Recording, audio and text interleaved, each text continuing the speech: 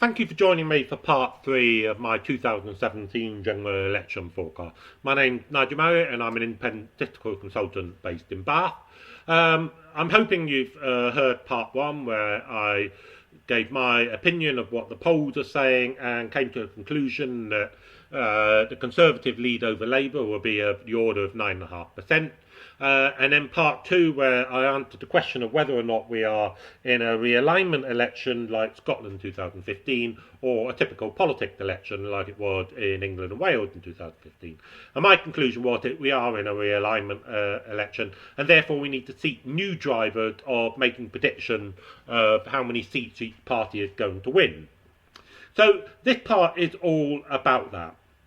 Now, if you've been following my blog over the last 6 to 8 weeks, you'll be familiar with some of my prediction models. I originally started out with something called uniform regional swing, but in the last couple of weeks I've abandoned that, and my prediction model is now a straight average of 2 models.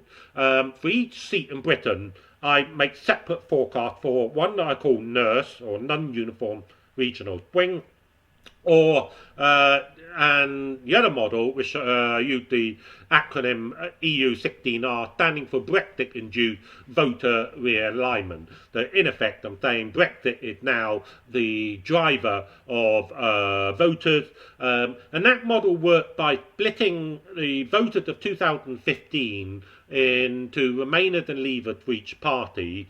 I then used the Lord Ashcroft survey that took place immediately after the referendum in 2016, and that was highly informative, and I've done a YouTube clip on that already.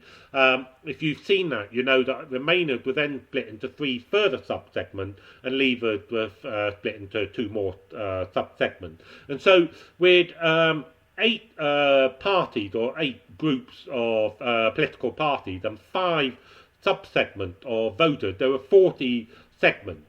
And what the trick with using this model was to say, well, okay, what will each of those segments do in 2017 based on what the polls are saying? So that's the trick with that kind of model. The polls inform what goes on into this realignment model, but it doesn't explicitly drive it. It's a mixture of polls and my judgment of what each segment is going to do. Whereas the the NURSE model starts with what the polls are saying are happening on a regional basis. So in each region, I use uniform swing within the region. So in the south, Labour are gaining on the Conservatives, as we'll see, but in the north, the Conservatives are gaining on Labour. But within each seat in each region, I initially say, okay, every seat will see the same swing for that region. But then I make a further adjustment to the Conservative vote, depending on the Leave vote in that seat relative to the regional average. If the seat is more Leave than the region voted as a whole, then the Conservative vote is adjusted upward and other parties adjusted downward. But if the vote was more Remain than the region voted as a whole, then the Conservative vote gets adjusted downward and the other parties get adjusted upward. So those are the 2 models. They both have referendum as the driver, but I applied them in different ways. Both models now take into account whether or not the all parties are standing. So, excuse me, if the UKIP is not standing, then what I do, I use these models to make predictions of how many votes would UKIP get. And then I redistribute those UKIP votes to Labour and Conservative. I'm splitting it 2 to 1 at the moment. So any residual UKIP votes in seats where UKIP are not standing go 2 to the Conservatives, 1 to Labour. If the Greens aren't standing in the seat, then the redistribution is more towards Labour. I think it's 60% to Labour, 30% to the Lib Dems, and 10% to the Conservative, because I don't think you completely rule out Green to Conservative swings, especially if it's a Green Leave voter. So that is the basic of the models. Let's have a look at the data that help drive those models. And we'll start off with my NURSE model, non-uniform regional swing. And this is the chart that directly drives the model. So what I've been doing since the beginning of the year, and I don't know if many people are doing this, is that when a pollster publish their polls, they will often show a regional breakdown. It varies from pollster to pollster. So I know that Orb published separate predictions for each of the 12 regions shown here. Whereas YouGov merged some of these regions, though the southeast, southwest and east are merged into south in the case of YouGov. Now, what I do for each pollster, I record their regional cross break, and then I say, okay, how has that region or combination of region as stated by that pollster changed from the 2015 election? So if YouGov say in the south that the Conservatives are up 5%, I then assume, okay, that means they're up 5% in each of these three regions. Whereas Orb might say, okay, they're up 10% in the east, but the Conservatives are making no gains in the southeast and southwest. So then I would have two data points. I'd have a YouGov estimate of 5% growth in each of the three southern regions, but an Orb estimate of 10% growth in the eastern region. So if I average those two, I've got an estimate of 7.5%. And I can do this whereas in the southwest, say, if YouGov were estimating 5% up for Conservative and Orb saying unchanged for Conservative, the average of the two would give you 2.5%. So that, you know, a little bit of statistical modelling. I weight also by, I give some polls more weight than others, particularly those polls that are regionally specific. So the Welsh, there have been Welsh polls, there have been Scottish polls, and there have been London polls. There haven't been, as far as I can tell, polls for any of the other regions, which I think is a great shame. Really would love to see them. But if they are published, I give them more weight. So, having done that, I can then chug through all the numbers, and this is the chart at the moment as of the 4th of June. Now, I don't take the rolling average of the implied vote shares. I take the rolling median. The reason why I found when I first started doing it, because sample sizes get very small with some of the regional cross breaks, you can get them quite big outliers, and even with a 15 poll rolling average, that outlier can be influential, and I just wasn't comfortable with doing that. So in the end, I take a rolling median of the implied vote shares in each region, and this is the end result here. I should say here that this chart does not include polling error. Remember that my predicted lead of the Conservatives leading Labour by 9.5% include 2.5% polling error. This chart here, what you see here, at a national level will work out at a 7% lead for the Conservatives over Labour. The 2.5% polling error would then have to be added to every region, or even asynchronously if that was more appropriate, but I haven't done that. Let's now interpret this chart, because you can see a pattern here. You can see in the South and London, the Conservative vote is up, but not that much. The Labour vote is up considerably. So that shows that the South, where Conservatives are strong, Labour is closing the gap on the Conservatives. And one of the reasons why that would probably be is that if you know the result of the referendum, you know that London voted Remain and South East and South West only just voted Leave. Whereas when you get into the Midlands and the North, the Leave vote was a lot stronger. And we can see in the East Midlands in particular, the Conservatives are up nearly 9%, but Labour are only up 2%. So that means the Conservatives are extending their lead over Labour. Whereas in Yorkshire, where Labour are the largest party, the Conservatives are closing the gap on Labour. So immediately we get a feeling here that in England and Wales, the Leave vote and Remain vote may be actually telling us the extent to which the regional changes differ.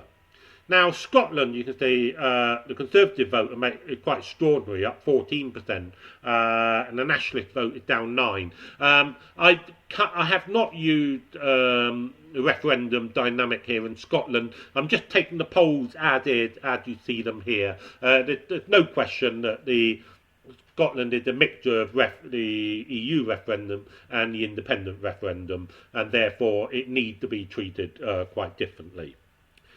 So, when I tried to account for the non-uniformity of those regional changes, this is what I found out. Now, interestingly, I did it in two quite different ways, but it seemed to give me roughly similar answers. Now, the first one is the chart here on the right. This is the same data as shown in this chart, but what I've done, along the x-axis, I've worked out for that region how that region voted leave from the result in Great Britain. So 52% of people voted leave in Britain. In the South East, 52% also voted leave. So the differential was 0. Hence the South East is there. Whereas London voted 40%, so the Leave vote was 12% below the national result. So the differential for London is minus 12%, and so on. And then on this axis here, this is the change in the Conservative lead over Labour since 2015. So in London and South, it looked like the lead had narrowed. So Labour are making gains on the Conservative, but in the North and Midlands, the Conservatives are making gains on Labour. That is what we see here. And the blue line is the correlation between these two figures. So where the more Leave a region was, the more the Conservatives are gaining on Labour. And this is the equation of that line here. And that figure, 0.39, represents an elasticity. For every additional 1 point in the Leave vote, the Conservative vote would be 0.4 higher than is being shown in the poll. Now, it's not a great statistical fit. I'm not claiming that's a great model, but it's interesting dynamic here. Now, London is a bit of an outlier. So the dashed green line here is what happens if you take London out of the equation, where it's quite influential. And this time the elasticity outside of London is 0.62. So a 10% rise in the Leave vote should increase the Conservative vote by an additional 6%. So that's the elasticity I got through that analysis. But independently, I came up with another elasticity of 0.7. Now, this has come from quite different sources. The red diamond represents data from the Welsh barometer poll that YouGov have been doing in conjunction with Professor Scully. And in that poll, Wales is split into 5 sub-regions. These are the sub-regions that are used in the additional member system for the election to the Welsh Assembly. And what I noticed when I examined that data was that the sub-regions where the Leave vote was strongest had a better Conservative vote than the sub-region where the Leave vote was weakest. These 3 regions here, because there's been 3 Welsh barometer polls since the election was called. It's the Cardiff, it's the south central area of Wales, pretty much Cardiff.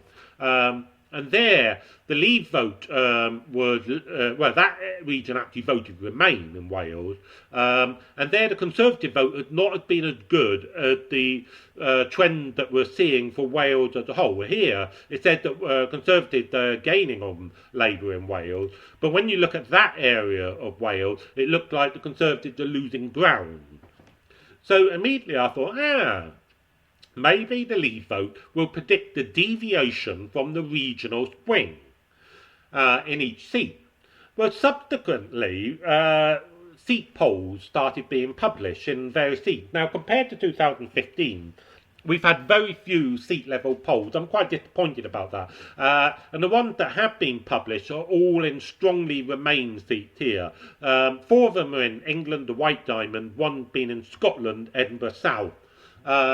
And what I did was to do the same analysis there, see what the polls were saying, and look at the difference between the Conservative vote in had uniform regional swing been happening, and what the polls were showing. And you can see they're fairly consistent with what's going on in the Welsh Barometer poll. Basically, the more Remain are seated, the poorer the Conservatives do. And if you put all that together, the model comes up with an elasticity of 0.7. So two independent analyses of what's happening in the polls here, using quite different data sets, are implying an elasticity of 0.6 to 0.7. So what my non-uniform regional swing model does is to start off with the regional swing that you see here. So if I take my own seat of Bath, for example, I would put the Labour vote up by 9% and the Conservative vote here up by 3% and the UKIP vote down by 9%. But then I would make an additional adjustment based on the Leave vote. Now, Bath is a strong Remain seat, so the Conservative vote now then gets adjusted back downward. Now, in that case, what has to happen is that if the Conservative vote gets knocked down, the vote for the other party has got to be knocked back up. And at this point, what I do, I incorporate a tactical voting effect. I basically allocate those reassigned Conservative votes to the party that's most likely to beat the Conservative, which is basically the one in behind the Conservative in second place. In fact, the Liberal Democrats, they get it. If it's Labour, it goes to Labour. If it's Green, it goes to Green. Doesn't go to the Nationalist. I've treated the Nationalist different here. In Scotland, I've said the dynamics are different in any case, so it didn't seem appropriate. In Wales, yes, the Plaid Cymru might come into the equation, but I'm not 100% convinced. So there's a tactical voting effect that goes in, but it's not 100%. So if I revise, say, the Conservative vote down by 10%, it doesn't then mean that 10% go to the second place party, which in the case of Bath is the Lib Dem. I've decided, for a start, if there is tactical voting going on, the polls will be capturing some of that. After all, they're asking people, how do you intend to vote? And they can ask the question now, well, these are the people standing in your constituency, how would you vote? So, to some extent, the polls will be capturing some tactical voting. But secondly, I think it's a bit arrogant to assume that everybody will vote tactically. There'll be some people that will still want to vote Labour, that will never vote Lib Dem. So, I say that 2/3 of the Tory reduction, if that happened, will go to the best placed party of the three, Labour, Lib Dem and Green, and the other will get redistributed to the other two parties. So there's a tactical voting element to this, my NERF model. Now let's look at my second model, the Brexit realignment model, which I use the EU 16R denomination. Now, this model here, whereas I've just said the NERF model is directly driven by what I see by the polls, plus I add in polling error at the end to every seat. In my Brexit realignment model, I divide the population up into segments based on the Lord Ashcroft poll in the aftermath of the 2016 referendum. And then I make a judgment as to how they're going to redistribute themselves, so each segment. Will they stay with the party they voted in 2015, or will they switch to another party in 2017? And one of the data sets I've used to help me make that judgment is this chart here, which looked at voter switching from 2015 to 2017. So looking across the polls that will ask people, well, how did you vote in 2015? And then within that, they can say, how do you want to vote now? So you can see among Conservatives here, most people who voted Conservative in 2015 say they're still going to vote Conservative in 2015. There's a chunk here, looks like about 3% or so, who are now saying they're going to vote Labour. But when you look at Labour in 2015, there's a similar size chunk of people who say they're now going to vote Conservative. So the net swing between Labour and Conservative is 0, which is what this table shows here. And if you look at the Conservative vote in 2017, you can see the net swing between Labour and Lib Dems is 0, and between others it's also 0. But with UKIP, it's plus 6%. You can see very few people who voted Conservative in 2015 say they'll vote UKIP in 2017. But there's a huge chunk of people in UKIP voters in 2015 saying they're going to vote Conservative now. So that gives the net swing of 6%. And so if I just take these chunks and reorder the table, this time by how they intend to vote in 2017, you get this chart here. So you can see now the Conservative vote in 2017 will mostly come from UKIP. That's what's driving the increase here. The people they're getting from the Lib Dem, the Labour Party, are merely replacing those that lost from 2015. The Labour, their rise in the vote has come from UKIP. Now, originally, prior to the election, UKIP were losing voters Labour were losing voters to UKIP, so that was actually a negative number. But they've turned it around, and they're now a net flow from UKIP to Labour. But the biggest driver of the Labour vote in 2017 has come from other parties. Now, that's a mixture of the Green Party, nationalists, but it also includes non-voters. And this is one of the factors I've highlighted before, that the Labour vote is being driven by people who traditionally do not vote.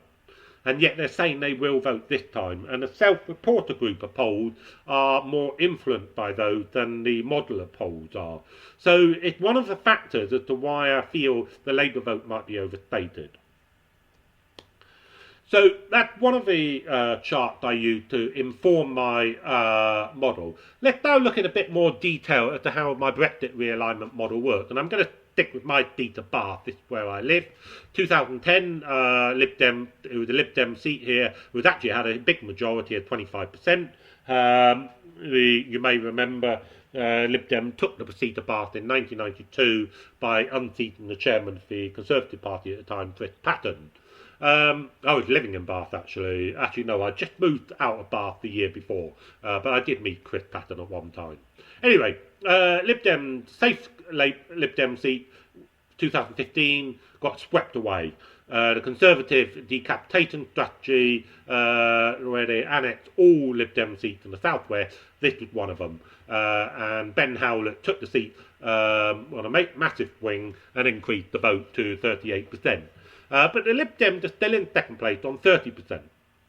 Now, the Leave vote in Bath I estimate to be 34%. These Remain and Leave vote, by the way, are my own estimates, and I've done a YouTube clip explaining how I did that. It's not Chris Hanratty's. I'm aware of his and I have his numbers, but these numbers are my numbers. So 1/3, effectively 2/3, 1/3 split. So the first task is to take the voters in 2015 and the 38% that voted Conservative in 2015 and decide, well, what split of that were Remainers and Leavers. And I decided basically that 20% of voters in Bath voted Remain and Conservative, and 18% of voters in Bath voted Leave and Conservative. Now, Bath is one of the few seats where Conservative Remainers outnumber Conservative Leavers, because overall Conservatives were much more likely to vote Leave, 60-40, but when the Remain vote was strong, that means there must have been quite a few Conservative Remainers. And obviously that must make a prime target for the Lib Dems to appeal straight to this 20%. And say, are you upset about Brexit? If so, come and vote for us. And I've seen all the campaign literature here in Bath, and that's exactly what they're saying. You can see the Lib Dem vote here haven't got very many Leavers, so the Conservative can't quite retaliate by going to the Leavers saying, are you upset by Tim Farron calling for a second referendum? If so, come and vote for us. This is not the kind of seat where that kind of tactic's going to work. So for the Conservatives to hold Bath, they've got to hold on to their Remainers. And, there's a few additional levers they can scrabble to keep. But essentially it's about holding on their Remainers.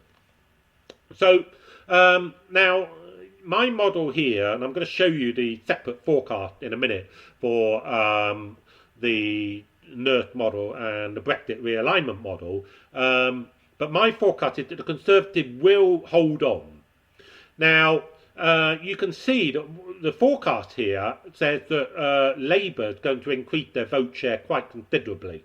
But other forecasters have said the same thing. Lord Ashcroft is saying the same thing. Electoral calculus is showing an even stronger Conservative vote. YouGov are showing this a Lib Dem gain. And really, it all comes down to the Labour and Green voters. Are they going to vote tactically, or are they going to vote for their party? I've already said my forecast already includes a tactical vote element in the model, especially for this model here.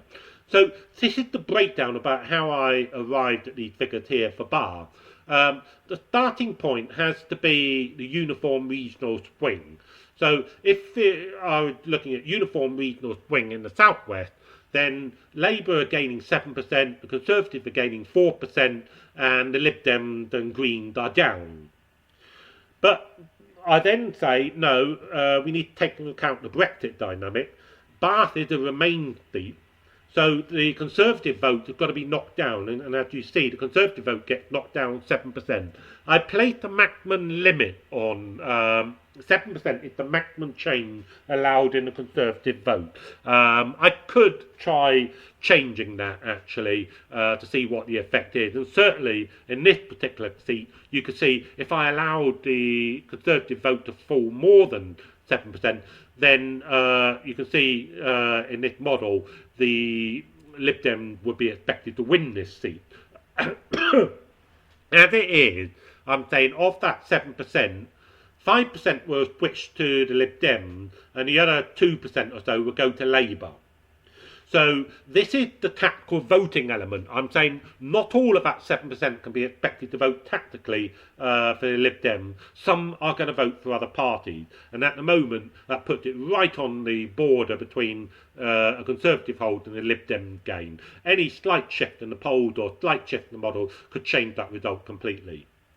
However, when I do a Brexit realignment, so this is looking at the subcategories within these voters and saying, well, where are they going as informed by the polls? A different picture emerged. It looked like Labour will actually get more votes and the Lib Dems will do worse than they expect. And the Conservatives broadly in line.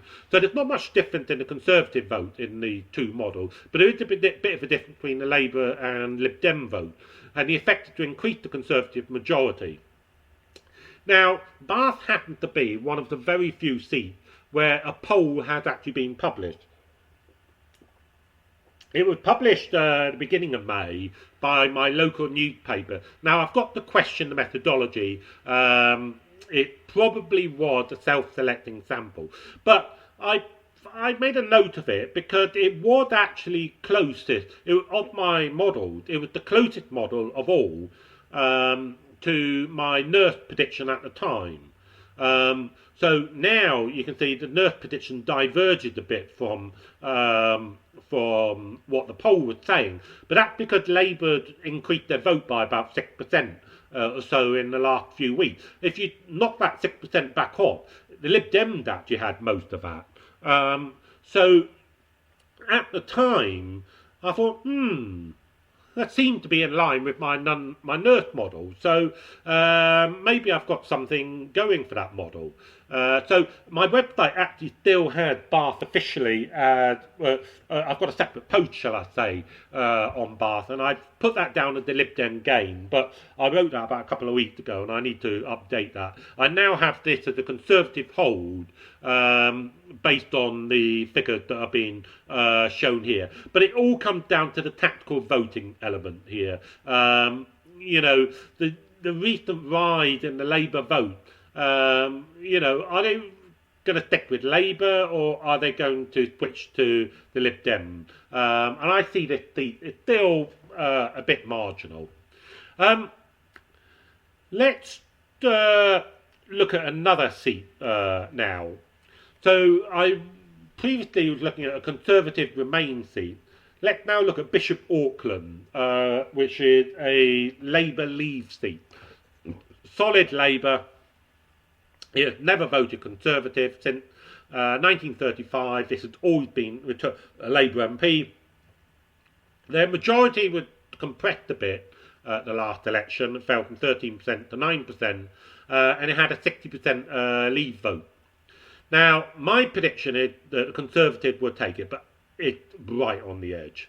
You can see that on uniform swing, regional swing, in the North East region, Labour should still hold on with a 3% majority. There's only 3 parties standing here, by the way, so it's, sorry, there's a 4th one, but I haven't really made an independent, but I haven't made any estimate for him.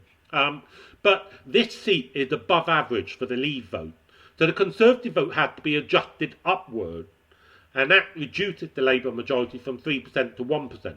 But if I then go and do Brexit realignment, looking at the segment, I think the Conservative vote would be slightly higher and the Labour vote would be slightly lower. And so combined, when you put the two together, it comes out as a Conservative majority. But it's right on the edge. And in a way, this isn't a bad seat, actually, to use as a bellwether. If Bishop Auckland goes Tory, it probably validates my whole approach. If Labour can hold on, it suggests that I may be too optimistic with the Tory vote. To watch for Bishop Auckland, it's right on the edge, and it could be a fascinating seat. Now, to finish off this part, I'm going to look at most seats saw, where I've had my 2 models. In a lot of cases, the 2 models are broadly in agreement, and even Bishop Auckland, you can see there's not much in it. But I want to bring up one seat here where there is a radical difference between the 2 methods, and it's Tim Farron's seat of Westmoreland and Lonsdale. You can see my forecast here is that the Conservatives will take it, but again, it's very narrow. Tim Farron to lose his seat is my official forecast. But look at the 2 models here. In my non-uniform regional swing model, the Lib Dems will hold on with a 14% majority. But my Brexit realignment model says the Conservatives will gain it with an 18% majority. And it's a massive difference. I think of all my forecasts, this seat had the biggest difference between my 2 models. So why is that? Well, it starts from the fact that once you take into account the uniform regional swing in the northwest, the Lib Dems still have an 8% majority. It's down from 18%, but it's still got a majority. Then you adjust to the fact that UKIP and the Greens are standing, that they'll keep it at 8%. But the northwest as a whole voted Leave, but this seat was 48% Leave. It actually voted Remain, one of the few seats in the North Cumbria that voted Remain. So because the Leave vote is below the regional average, the Conservative vote had to be knocked down, and my reallocation gives most of that vote over to the Lib Dems. So that brings Tim Farron's majority back up again. But Brexit realignment model, however, had a quite different outtake on what's happening. It basically said that the Conservatives are going to take most of the vote. And I can demonstrate that if I just expand my... oh yeah, there we go. If I expand the Remain and Leave segment, you'll see what's happening here. Tim Farron had 51% of the vote in 2015. That means that the Lib Dems had a large chunk of Lib Dem leavers. 14% of the voters in 2016 were Lib Dem leavers. And the polls are showing that over half of those have defected to the Conservatives. And indeed, the polls are also showing that some Lib Dem Remainers are defecting to the Conservatives. Now, that surprised me at first. But then when I thought about it, I realised that this segment here, economic risk segment, what I called, they account for 25% of the population in this seat here. These are people that, in the Lord Ashcroft survey clearly showed that they did not like the EU and thought that Britain would be better off out the EU in terms of sovereignty and immigration, but they weren't prepared to take the risk of leaving, so they voted Remain. Now, subsequently, the YouGov poll came out talking about re-leavers, people who accept the referendum result. And I realised that that re-leaver segment of YouGov is very similar to my segment, Economic Risk. And I've always said that these people accept the result, but they're standing in Tim Farron's seat, who had openly called for a second referendum. Are they going to be impressed? Well, if you're a Brexiteer, you won't be impressed. And I don't think you'll be impressed if you're a re-leaver. So the Brexit realignment model basically said that half of this group go to the Conservatives, half stay with the Lib Dems. But this group goes split between Labour and the Conservatives. And it's that shift there that makes all the difference. The Conservatives basically get half of that group, 28% in total, at the 14% shift. Now, the Labour voted, the interesting thing here, it would take massive tactical voting by Labour voters to bring that back. So it's a fascinating seat, this one. The two dynamics that play in my model is either fundamentally about reallocating the segment, which is not easy to estimate, but I've done my best to figure out how they're going to reallocate. Basically, the colours show where the vote will go. And overall, I'm basically saying that Labour effectively are going to take this, what I call potential regretter category, people who potentially could change their mind on Brexit. The Conservatives would take a chunk of the Brexiteer group, and the economic risk group are largely going to split between Labour and the Conservatives. The Greens and Lib Dems are largely going to be left with these two Remain categories who are quite pro-EU. But even then, a chunk of those are going to vote Labour. Though this is a fascinating demonstration of how the two models can differ, but in most seats they've given broadly the same result. So my official forecast for the Westmoreland and Lonsdale seat is a narrow Conservative gain. And obviously, if I'm right, that's going to be one of the shocks of the night. So that summarises my models that I'm going to use to predict the general election, and I hope you'll join me for part 4 where you find out what the outcome is.